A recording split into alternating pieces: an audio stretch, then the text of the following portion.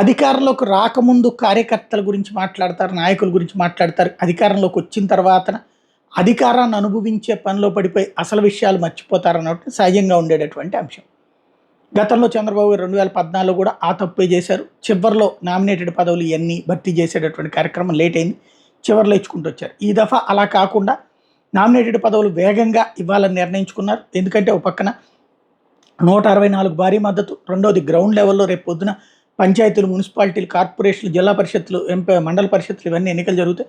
ఆ టైంకి సన్నద్ధం చేయాలంటే అంతా కూడా నామినేటెడ్ పదవులు సిస్టమేటిక్గా ఉండాలి. అందుకోసమనే పార్టీ కోసం కష్టపడి పనిచేసిన వాళ్ళకి నామినేటెడ్ పదవులు ఇస్తామని ఇంతకుముందే చెప్పారు. కాబట్టి నామినేటెడ్ పదవులు భర్తీ చేయాలని భావిస్తున్నారు.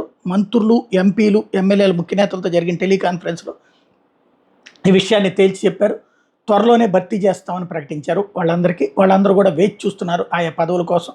5 ఏళ్ల వెయిటింగ్లో ఉన్నారు కాబట్టి.